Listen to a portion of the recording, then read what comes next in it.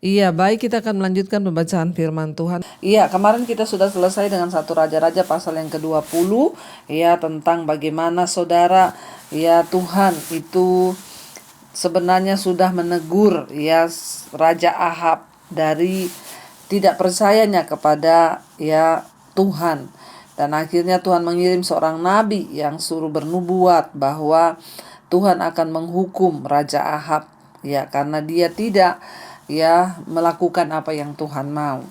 Kita akan lanjutkan 1 Raja-Raja pasal 21 sekarang, kebun anggur Nabot. Ayat yang pertama, sesudah itu terjadilah hal yang berikut, ya, Nabot orang Yisril mempunyai kebun anggur di Yisril di samping istana Ahab, Raja Samaria. Berkatalah Ahab kepada Nabot, berikanlah kepadaku kebun anggurmu itu supaya kujadikan kebun sayur, sebab letaknya dekat rumahku. Aku akan memberikan kepadamu kebun anggur yang lebih baik daripada itu sebagai gantinya. Atau jikalau engkau lebih suka, aku akan membayar harganya kepadamu dengan uang. Ya, dikatakan sana, jawab Nabot kepada Ahab, kiranya Tuhan menghindarkan aku daripada memberikan milik pusaka nenek moyangku kepadamu. Jadi saudara, ya, jadi terjadi pada waktu itu, dikatakan di sana Yisril, ya, Nabot orang Yisril itu mempunyai sebuah kebun anggur, ya, yang letaknya itu juga dekat dengan tempatnya Raja Ahab. Lalu Raja Ahab itu ingin memiliki kebun anggur Nabot ini, saudara, ya. Berkatalah Ahab kepada Nabot, berikanlah kepadaku kebun anggurmu itu supaya kujadikan kebun sayur, ya, sebab letaknya itu di sebelah rumahnya Raja Ahab. Dan Raja Ahab bilang, nanti aku akan memberikan kepadamu kebun anggur yang lain sebagai gantinya, atau aku akan memberikan uang. Ahab ingin memiliki kebun anggur yang di samping rumahnya. Tapi Nabot berkata, ya, kiranya Tuhan menghindarkan itu daripadaku untuk, ya, memberikan milik pusaka nenek moyangku. Ya, sebenarnya bukan karena Nabot ini tidak butuh uang atau apa, tetapi kebun anggur yang dia miliki sekarang itu adalah milik dari nenek moyang.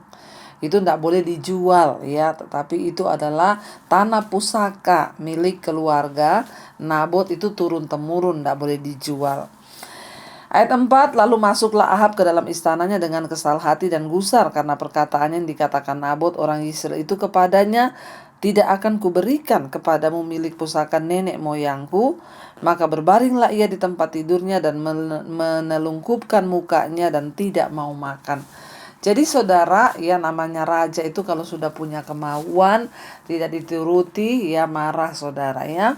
Dia pulang ke istananya dengan muka yang sedih. Dia tidur di tempat tidurnya dan tidak mau makan. Dia kesal, dia jengkel kepada Nabot, yang dimana, aku ini tuh raja, aku mau beli kebun anggurmu, kenapa kamu gak kasih? Ya, dan lalu datanglah istrinya Isabel, saudara. Ya, istrinya berkata kepadanya, apa sebabnya hatimu kesal sehingga engkau tidak mau makan, ya? Dia tanya kepada suaminya, lalu jawab suaminya kepadanya, sebab aku telah berkata kepada Nabot orang Yisrael itu, berikanlah kepadaku kebun anggurmu dengan bayaran uang, atau jika engkau lebih suka, aku akan memberikan kebun anggur kepadamu sebagai gantinya. Tetapi sautnya, tidak akan kuberikan kepadamu kebun anggurku. Sebenarnya masalahnya bukan hanya dia tidak mau itu, karena itu tanah milik pusaka dari nenek moyangnya, berarti, ya. Ayat 7, kata Isabel istrinya kepadanya, bukankah engkau sekarang memegang kuasa raja atas Israel? Bangunlah, makanlah, dan biarlah hatimu bergembira. Aku akan memberikan kepadamu kebun anggur Nabot orang Yisrael itu. Saudara, ya, sebagai istri, ya, Isabel ini, ya, jahat, saudara. Harusnya dia memberikan, ya, masukan yang benar kepada suaminya dengan berkata, ya, ndak usah, ya, kalau memang ndak dikasih, ya sudah. Kamu tuh apa yang kamu punya itu sudah cukup. Kamu tuh raja, istanamu juga sudah besar. Ngapain lagi kepengen? Itu istri yang benar. Kasih nasihat sama suami yang benar, yang sesuai firman Tuhan. Sudahlah, cukupkanlah dirimu, ya. Tapi ini tidak, saudara. Ya, Isabel berkata kepada suaminya Raja Ahab, ya kamu kan sekarang yang punya kuasa atas Israel. Masa kamu nggak bisa memiliki tanah itu? Sekarang kamu bangun, bergembiralah. Aku yang akan memberikan kebun anggur itu kepadamu.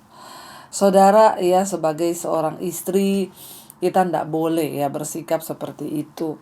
Nasihati suami sesuai dengan firman Tuhan, ya memberi dia kekuatan, bukan mendorong dengan segala cara, saudara.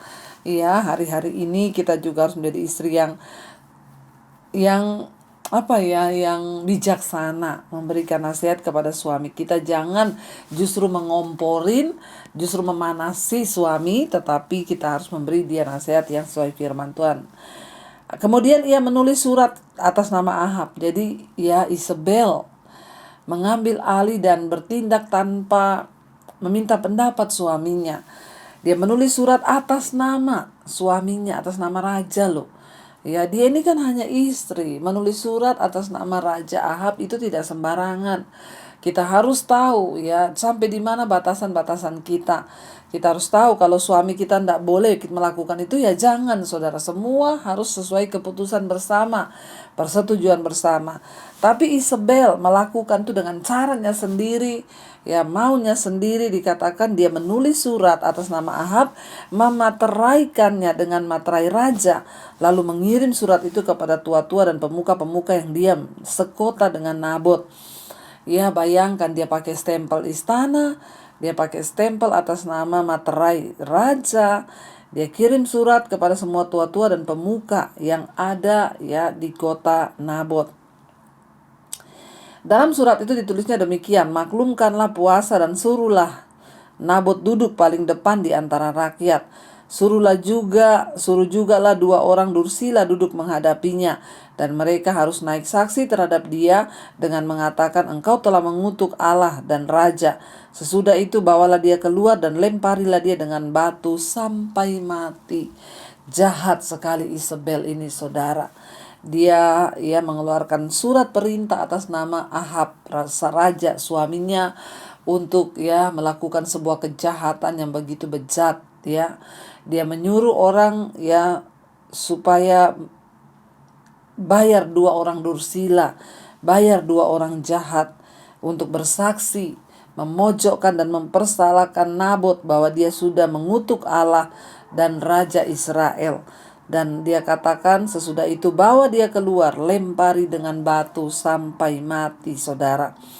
Saudara, ya bayangkan seorang istri yang begitu jahat seperti ini, saudara. Ya, kita lihat Tuhan itu adalah Tuhan yang hidup. Dia tidak akan membiarkan kejahatan itu merajalela, saudara. Ya, dengan bertindak semena-mena tanpa persetujuan suami, Isabel mengambil alih otoritas raja, hanya untuk memuaskan keinginan suaminya, yang harusnya tidak demikian, saudara. Hati-hati Bapak Ibu, sebagai istri kita harus bisa menempatkan diri, sebagai suami pun ya. Mari kita belajar supaya kalau ada masalah jangan sampai memperparah keadaan dengan membuat istri bertindak sewenang-wenang. Mintalah pendapat dengan baik. Jadilah suami yang menjadi imam, jadilah istri yang menjadi penolong. Dan kita lanjutkan sekarang ayat yang ke-11, dikatakan di sana, orang-orang sekotanya, yakni tua-tua dan pemuka-pemuka yang diam di kotanya itu melakukan seperti yang diperintahkan Isabel kepada mereka. Seperti yang tertulis dalam surat yang dikirimkannya kepada mereka. Mereka memaklumkan puasa dan menyuruh Nabot duduk paling depan di antara rakyat. Kemudian datanglah 2 orang, yakni orang-orang yang dursila itu, orang-orang jahat itu, bersaksi palsu, lalu duduk menghadapi Nabot. Orang-orang dursila itu naik saksi terhadap Nabot di depan seluruh rakyat. Katanya, Nabot telah mengutuk Allah dan juga raja. Sesudah itu mereka membawa dia keluar kota lalu melempari dia dengan batu sampai mati. Saudara, kejahatan yang begitu luar biasa dilakukan oleh Isabel. Apa kejahatannya? Pertama, memalsukan tanda tangan raja, Ahab sebagai raja Israel untuk memerintahkan orang membunuh demi kepentingan pribadi. Kalau dari sini kita melihat saudara ya bahwa sangat bahaya ketika ambisi kita, keinginan kita tidak terpenuhi. Banyak orang melakukan berbagai cara bahkan sampai melakukan tindakan pembunuhan yang ini sangat-sangat berdosa di hadapan Tuhan hanya demi keinginan daging, ingin memiliki kebun ya anggur punyanya orang lain.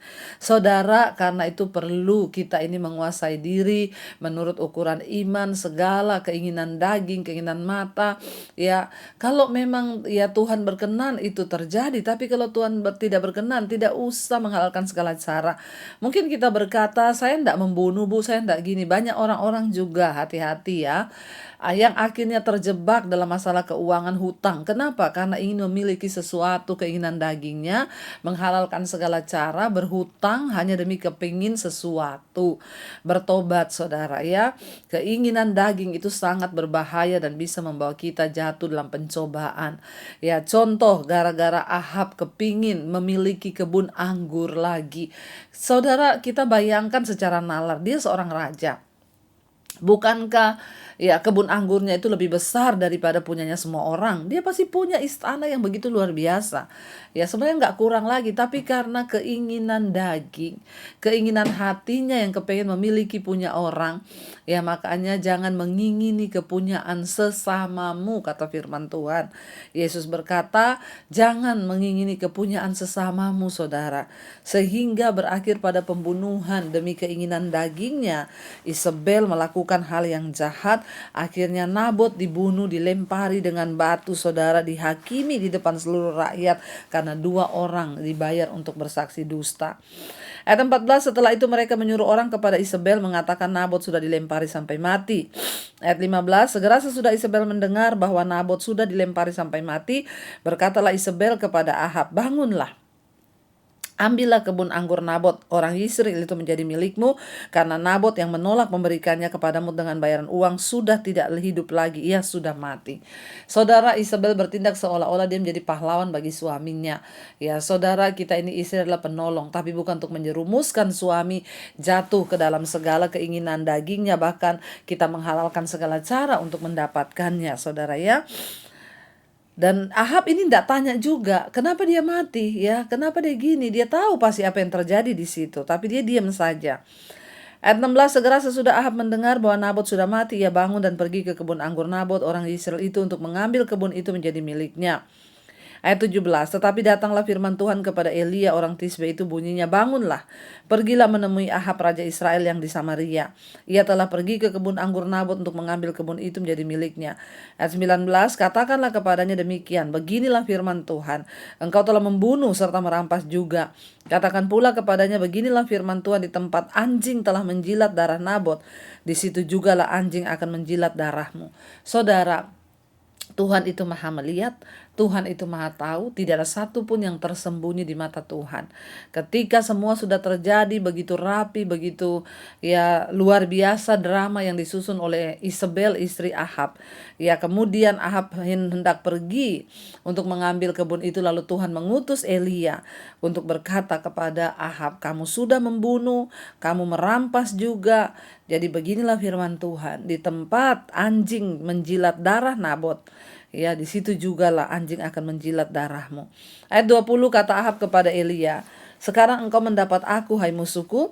Jawabnya, memang sekarang aku mendapat engkau, karena engkau sudah memperbudak diri dengan melakukan apa yang jahat di mata Tuhan. Saudara, Elia berkata, engkau sudah memperbudak diri. Apa artinya memperbudak diri? Melakukan hal-hal yang jahat sesuai dengan keinginan kita. Nah, Ahab diperbudak oleh keinginan dirinya, ingin memiliki kebun anggur itu. Saudara, hati-hati dengan segala keinginan-keinginan kita. Jangan sampai itu menjadi memperbudak kita sehingga kita rela berhutang, pinjam uang kanan kiri untuk mendapatkan keinginan kita.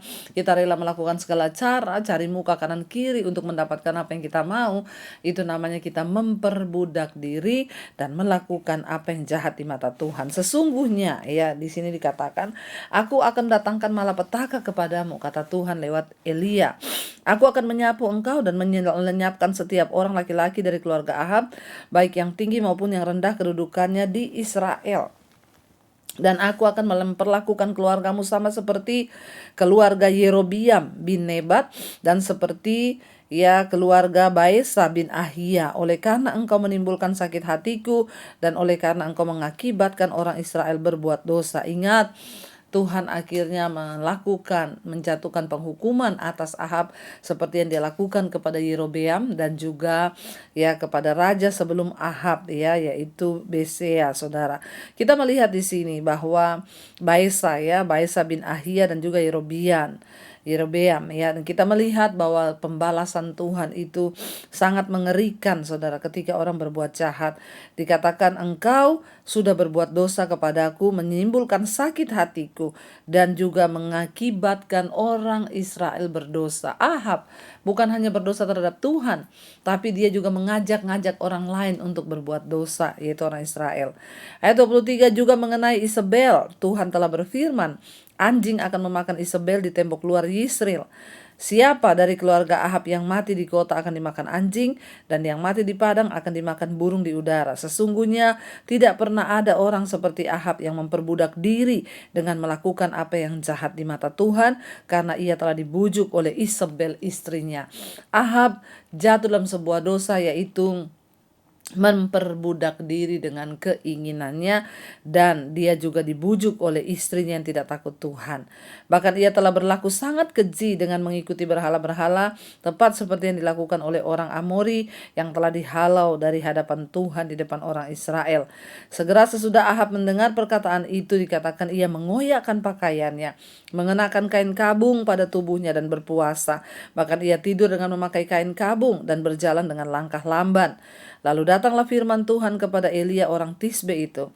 Sudahkah kau lihat bahwa Ahab merendahkan diri di hadapanku? Oleh karena ia telah merendahkan diri di hadapanku, maka aku tidak akan datangkan malapetaka dalam zamannya.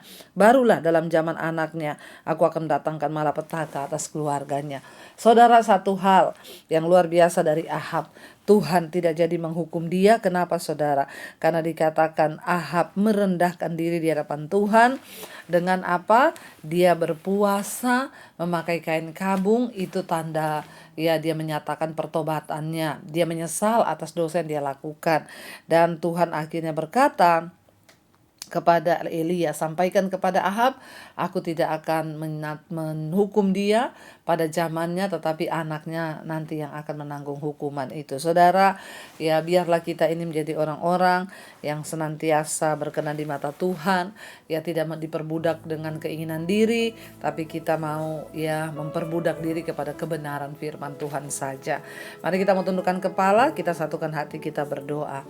Terima kasih Bapa, kami bersyukur buat malam ini firman Tuhan mengajarkan kepada kami apapun keinginan hati kami. Kami tidak ingin berlaku licik, kami taklukkan segala keinginan-keinginan daging, keinginan mata yang coba membawa kami untuk berbuat dosa. Kami tanggalkan dalam nama Tuhan Yesus. Biarlah Tuhan, keinginan hati kami boleh terjaga oleh kebenaran firman Tuhan, sehingga kami tidak melakukan hal-hal yang jahat di mata Tuhan. Berkati setiap anak-anak-Mu Tuhan, mereka yang sedang dalam pergumulan, Tuhan menjadi jawaban, yang terikat dilepaskan dalam nama Yesus, yang ingin pemulihan terjadi dalam keluarga, Tuhan juga memberkati. Bahkan yang malam ini sedang mengalami sakit, Tuhan sembuhkan jamah Tuhan, ada kelepasan, kesembuhan terjadi di dalam nama Yesus. Berkati setiap mereka yang bermasalah dengan keuangan, terlilit hutang piutang, Tuhan turut bekerja mendatangkan kebaikan. Kami menyerahkan seluruh hidup kami dalam tangan Tuhan.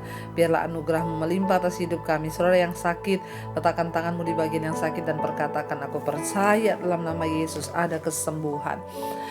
Kami rindu menerima berkat yang dari Tuhan. Mari saudara buka hati dan tangan-Mu, terimalah kiranya berkat, rahmat, anugerah dari Allah Bapa, cinta kasih dari Tuhan Yesus Kristus, penyertaan Allah Roh Kudus turun atas hidup kita mulai hari ini bahkan sampai kali yang kedua. Tuhan Yesus datang menjemput kita, nama kita tercatat dalam kitab kehidupan. Dalam nama Tuhan Yesus, yang percaya diberkati Tuhan katakan amin, amin, amin.